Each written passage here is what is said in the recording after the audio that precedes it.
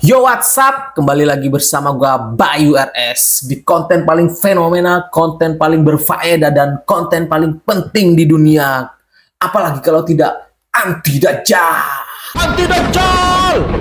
Anti Dajjal! Anti Dajjal! Demi melawan Dajjal, kita harus mempersiapkan diri, bro. Bukan hanya fisik, tapi mental kita juga harus dipersiapkan. Maka di konten kali ini, gua akan membuat mental kalian yang takut kepada setan akan menjadi mental anti Dajjal. Karena kalau dipikir-pikir lagi, setan itu tidak seseram itu, bro. Bahkan menurutku setan itu tidak seram sama sekali. Karena apa? Karena setan itu penuh dengan kekurangan, dan bahkan kita seharusnya iba kepada para setan. Bahkan seharusnya kita itu harus menyantuni setan. Jadi di konten kali ini, gue akan menunjukkan kekurangan-kekurangan setan yang tidak kita ketahui, bahkan tidak kita sadari. Di mana kekurangan ini akan membuat hati dan pikiran kita tidak lagi takut kepada setan. Tidak usah banyak bacot, langsung saja kita ke videonya. Beberapa hari ini gue sudah mempelajari dan mencari tahu beberapa kekurangan setan yang tidak kita ketahui, bahkan tidak kita sadari. Ada 5 kekurangan setan, dan gue akan menjelaskan satu persatu. Yang pertama, setan adalah makhluk yang insecure.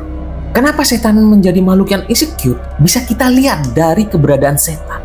Dari tempat-tempat yang dihuni oleh setan, itu menunjukkan jika setan itu makhluk yang insecure, tidak gampang bersosialisasi dengan makhluk-makhluk lain, bro.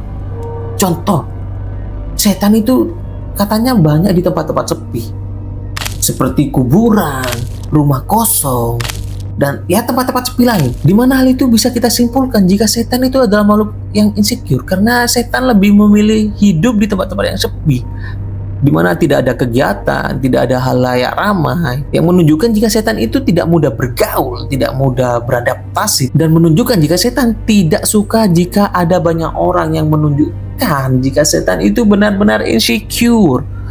Jadi kenapa kalian harus takut dengan setan atau makhluk yang insecure, yang dia tidak pede dengan dirinya sendiri? Yang kedua, setan adalah makhluk yang difabel, atau kata kasarnya adalah makhluk yang cacat. Kenapa setan menjadi makhluk yang cacat? Wow. Jika kalian tidak menyadari ini, kalian sangat kejam sekali, bro. Oke, gue jelasin kenapa setan itu menjadi makhluk yang difabel atau cacat. Lihat setan-setan Indonesia, bro. Contohnya, genderuwo. Bentukannya tinggi besar dengan bulu yang banyak. Cacat dia, bro. Dia kebanyakan bulu. Dia itu aneh, berarti kebanyakan bulu, bro. Contoh kedua, suster ngesot. Berarti dia tidak bisa jalan. Dia lebih milih ngesot karena dia tidak bisa jalan. Cacat. Contoh ketiga, pocong. Pocong hanya bisa loncat-loncat, bro. Gak bisa jalan, bro. Capek, bro. Berarti itu menunjukkan kekurangan. Jadi kenapa kalian takut kepada makhluk-makhluk yang cacat? Jadi kalau kalian ketemu genderuwo nih, jangan kalian takut kabur. Jangan, kamu kasih gunting atau potongan jenggot. Wah, genderuwo kebanyakan bulu dia, bro. Jadi kita harus membantu dia. Dia juga gak mau kebanyakan bulu. Jadi kita kasih gunting lah. Ini genderuwo, silakan gunting bulu-bulu kamu. Ketemu suster ngesot, dia gak bisa jalan, ngesot. Bayangin kalau dia ngesot di tempat yang banyak batunya, banyak kerikilnya, kan kasihan, bro. Bantu angkat dia, beliin dia kursi roda biar gak ngesot lagi. Ketemu pocong, jangan lari, bukain dia. Dia itu pengen dibuka, tapi karena dia diikat gak bisa buka kain kafannya, bro. Kasihan. Kekurangan setan nomor 3, miskin. Setan itu miskin, bro. Miskin. Kenapa setan miskin? Wah, kita lihat setan-setan kita di Indonesia, bro. Kuntilanak. Dia pakai daster putih yang lusuh, penuh tanah, compang-camping. Sundel bolong juga, compang-camping. Pocong juga lusuh banget bajunya. Seharusnya kalian kalau ketemu itu jangan lari, kalian kasih uang 50.000 atau 100.000. Nih Cong, nih kuntilanak, silakan check out di Shopee, di TikTok. banyak daster 100.000 dapat 3 dapat 4, silakan. Kita harus menyantuninya. Dia kau apa tuyul cuma sempakan doang, popokan doang, waduh kasih duit ini tuyul. Silakan beli baju di Shopee, TikTok banyak sekarang, nggak usah ke pasar. Kasihan. Dan kekurangan yang keempat, setan itu seringkali dipalak bro, dipalak. Aduh kasihan banget. Dipalak gimana? Banyak orang-orang yang minta uang ke setan, pesugihan setan, minta uang, beri aku uang ini pelaris. Kasihan bro, dia aja beli baju gak mampu, masih lu palak, masih lu minta uang 2M, 1 gebok 1 karung. Ya Allah, kasihan bro, kasihan. Udah setannya miskin masih lu palak. Ya Allah, di mana hati nurani kalian? Kekurangan yang kelima adalah bekerja dengan sukarela atau kerja rodi. Setan kerap kali disuruh untuk kerja untuk manusia tertentu, disuruh kerja paksa. Contoh dukun menggunakan jasa setan untuk mengirim santet, nyuruh menetap di rumah seseorang untuk berbuat jahat.